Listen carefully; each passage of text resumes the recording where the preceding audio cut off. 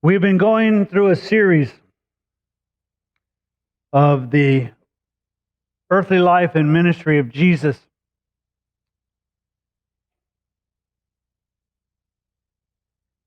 It's a semi-chronological view, semi-chronological because we're not quite exactly sure how the events happened, but we're trying to get to know him better. There is a saying that if everyone else is running around like their hair is on fire and you're not, you don't know the seriousness of the situation. But in Jesus' time, and when Jesus is with us, there's a whole different calming effect. And the title of today's sermon is, He Calms the Wind, the Waves, and Men. And in this times of our own culture and situation where it seems like there is a lot of chaos and hecticness and unsurety, this particular passage, I think, is apropos.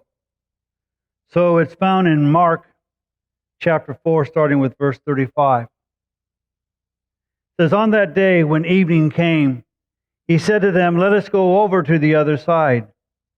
And leaving the crowd, they took him along with them in the boat. And just as he was, and the other boats were with him. And there arose a fierce gale of wind, and the waves were breaking over the boat, so much that the boat was already filling up. Jesus himself was in the stern, asleep on the cushion. And they woke him and said to him, 'Teacher, do you not care that we are perishing?'" Now first notice Jesus' view. One, we understand he's probably very tired. He's been ministering, he's been teaching.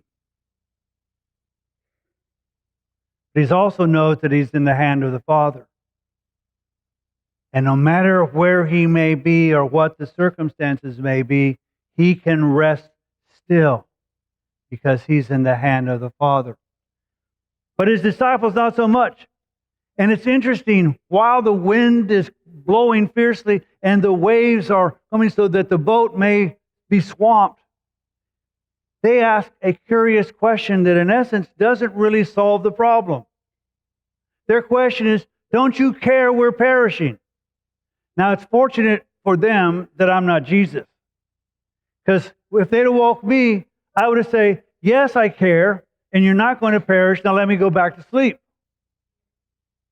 But Jesus doesn't do that. But they ask, "Do you care?"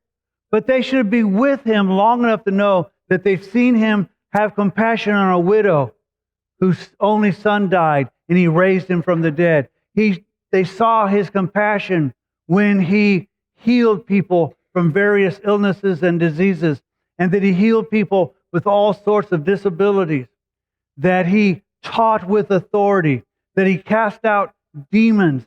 He did all of these things, and their question of him is, "Don't you care?" That should be a given.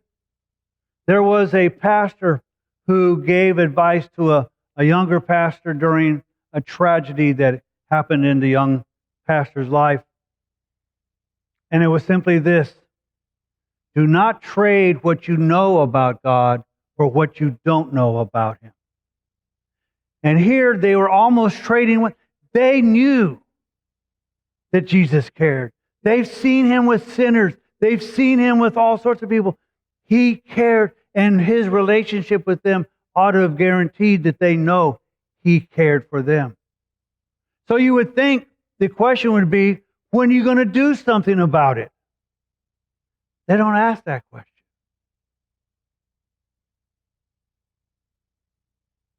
So, "Teacher, do you not care that we are perishing?" And again, Jesus could have said, "Well, I don't know about you. I'm going to walk on water and go across." But with Jesus, they should be confident. And he got up and rebuked the wind and said to the sea, "Hush, be still." and the wind died down, and it became perfectly calm. Now I want you to picture this. This wasn't all of a sudden the wind started dying down. The wind ceased. And one of the miracles that's kind of implicit here, it wasn't that the waves it's like if you see an earthquake and you pull and it goes back and it takes a while to start. When Jesus commands it to be calm, the seas become calm.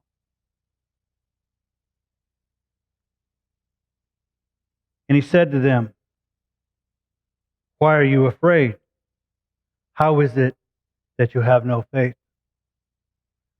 Now, number one, they were with Jesus, so they should have been afraid. Number two, he says that they had no faith or little faith. Well, some of us say, well, they should have had faith because they were with Jesus.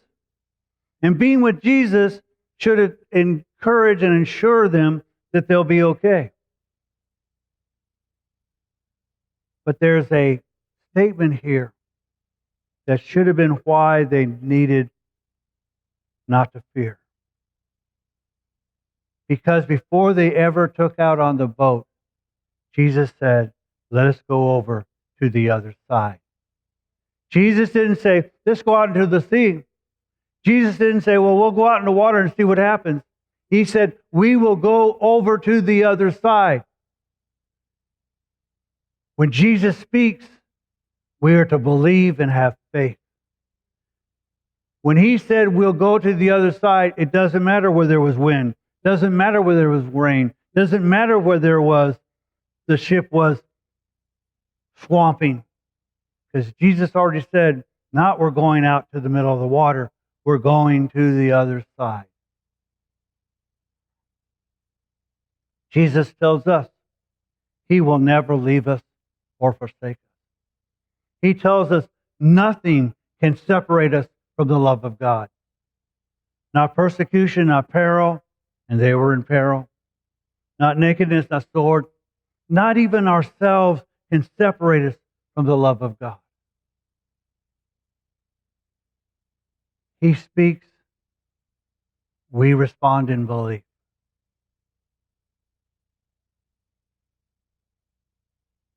So the response was, we now have faith. No. They became very much afraid. They were afraid of what was happening. Now they're afraid of who they're with.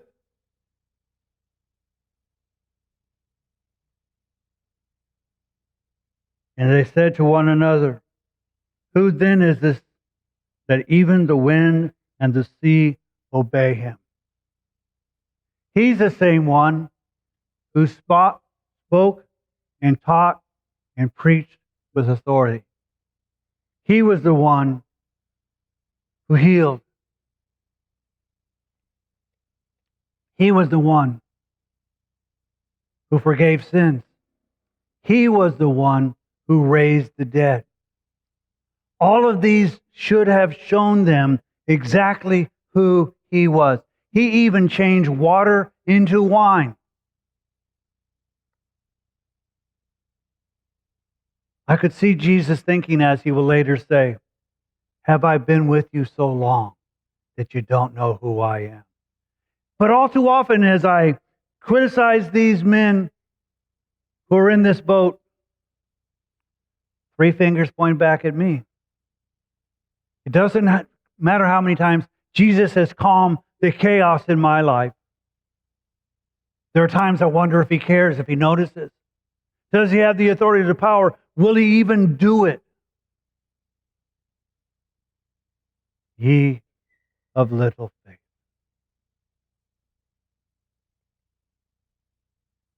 We need not be in a boat in the middle of the sea, but our lives oftentimes are forced with opposition, like wind howling in our faces, like the storm casting us about.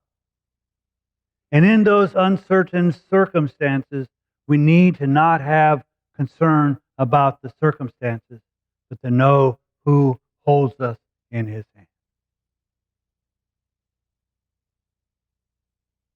So the one that we worship, yes, can change water into wine. Yes, can heal people of their diseases. Yes, can heal from disabilities. Yes, can even raise the dead. And yes, can handle any circumstance you find yourself in. So who is this that even the wind and the sea obey?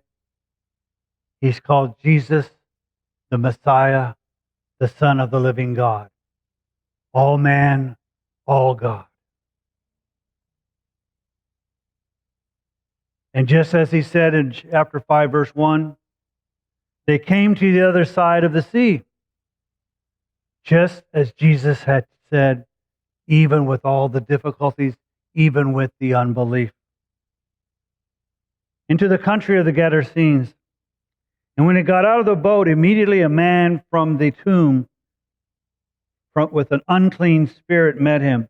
Now in Matthew, it says that there are two men who are in this condition. Mark and Luke talk about one man. The scriptures aren't inconsistent. If you have two, you have one. Mark and Luke are going to concentrate on the one man. So they only talk about the one man. But there were two who were in this condition. And so when he got out of the boat, immediately a man from the tombs with an unclean spirit met him. And he had his dwelling among the tombs, which meant not only being demon-possessed, he was unclean because you couldn't be around dead bodies. And no one was able to bind him anymore, even with a chain, because he had often been bound with shackles and chains. And the chains had been torn apart by him, and the shackles broken in pieces, and no one was strong enough to subdue him. Constantly, night and day, he was screaming among the tombs and in the mountains, and gnashing himself with stones. What a miserable condition. To be like this, no one attempting to help him, only trying to restrain him.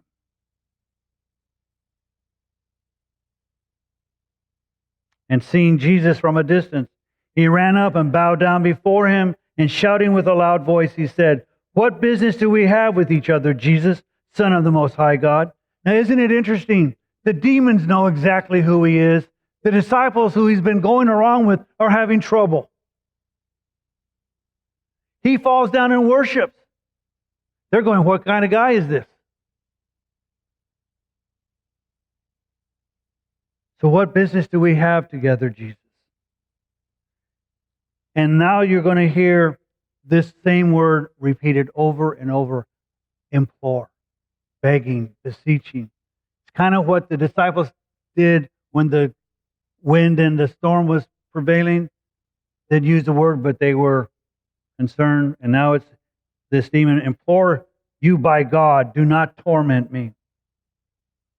For he had been saying to him, "Come out of the man, you unclean spirit." And he was asking him, "What is your name?" And he said to him, "My name is Legion, for we are many."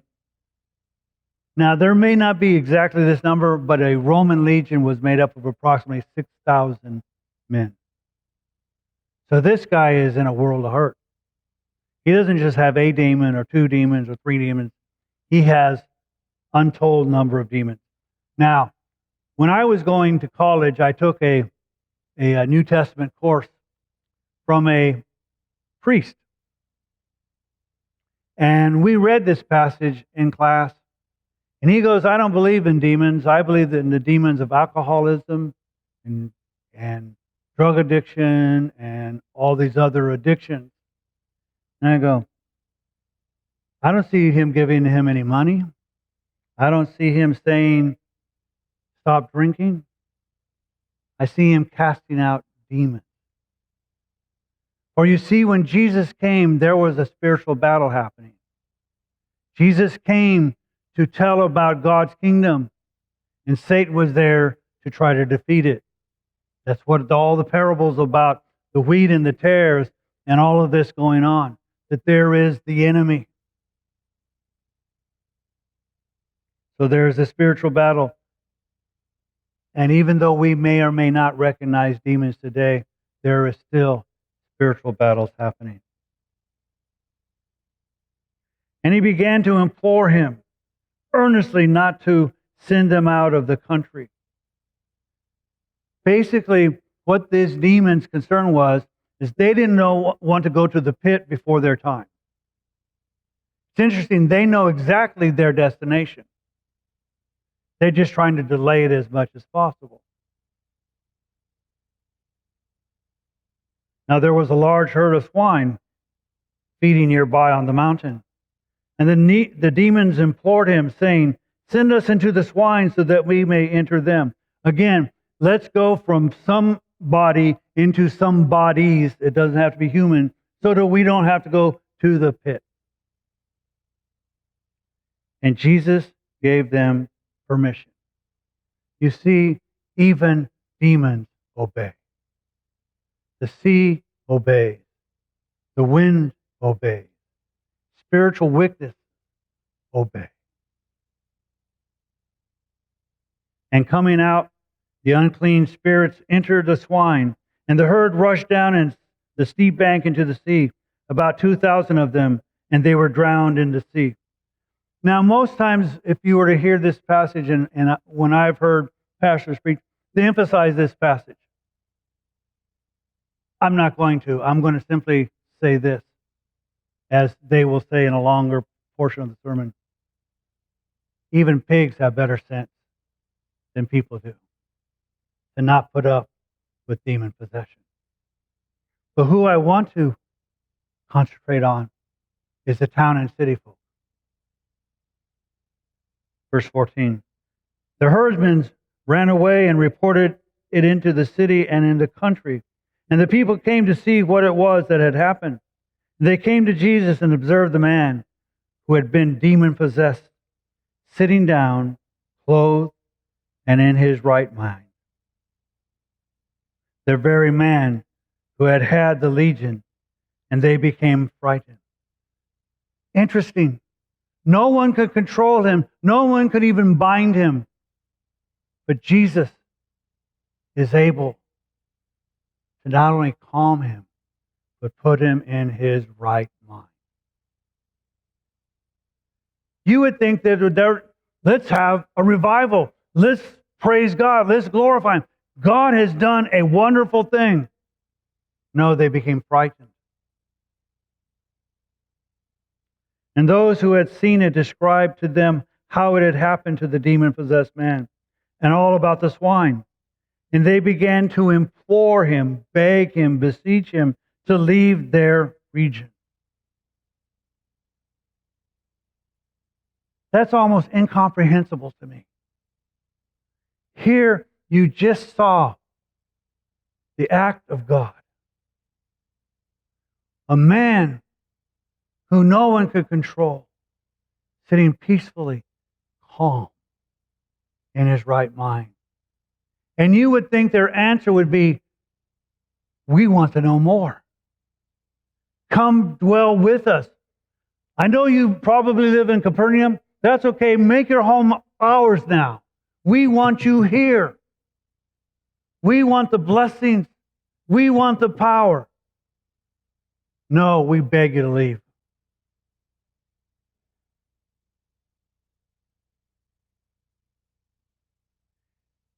And Jesus complied.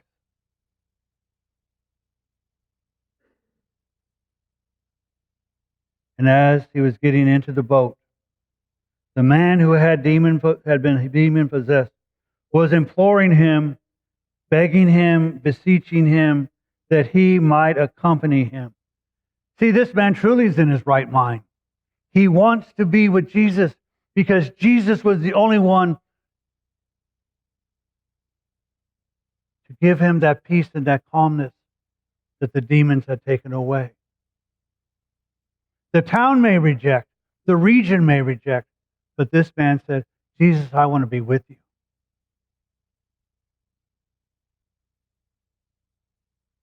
And he did not let him.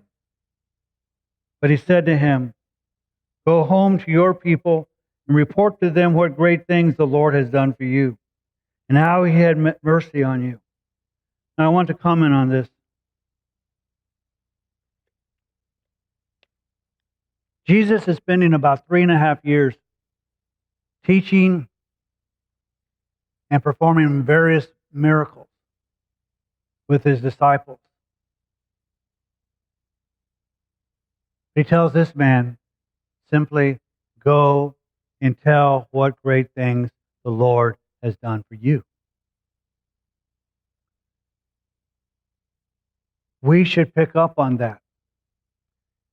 You see, what the Lord wants us to do is to tell people what great things he has done for us. That doesn't require going to seminary. Seminary is a great thing.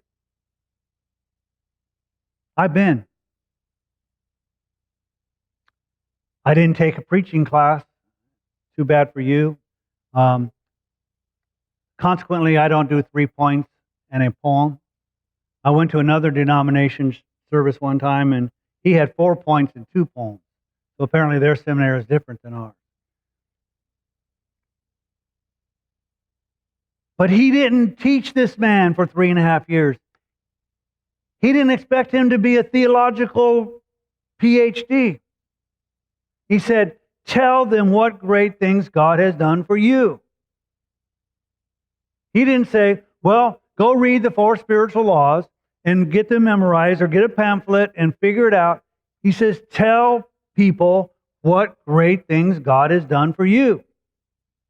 Therefore, us should tell people what great things God has done for us.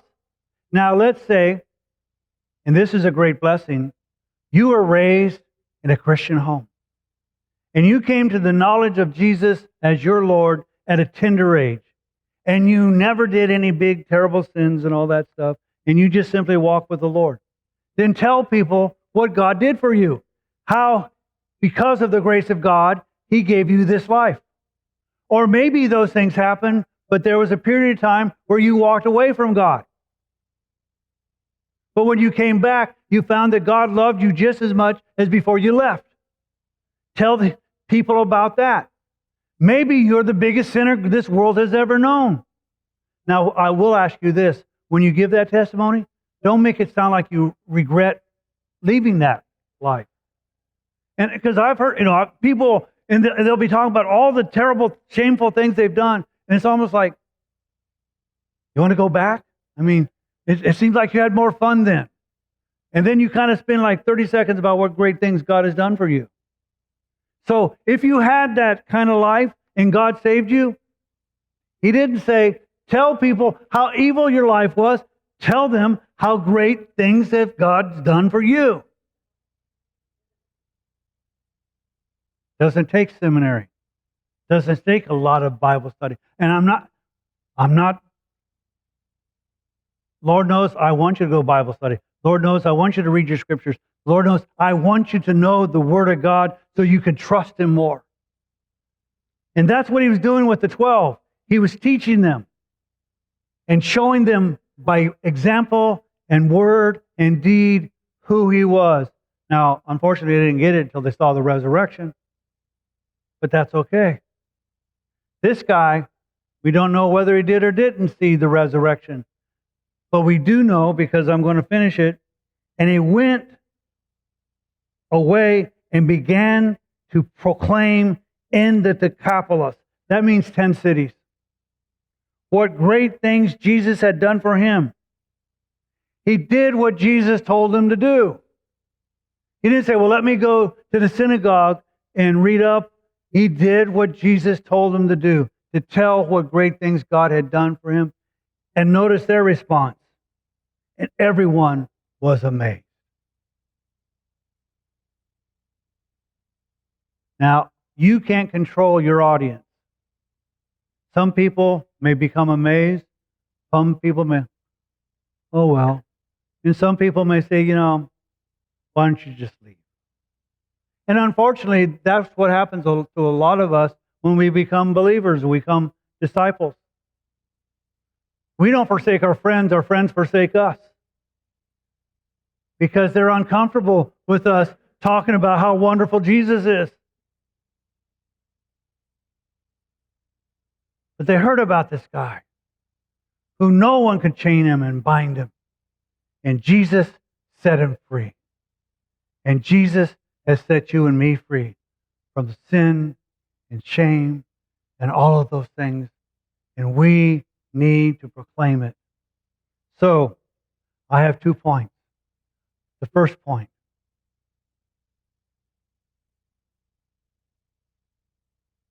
When life has shown chaos in your life, and many of you have felt that, and unfortunately I'm here to tell you, if you haven't, you will. And if you have, it'll happen again, because that's the nature of being human. But you can believe Jesus when he says things. Don't assume. Find what he says and believe it.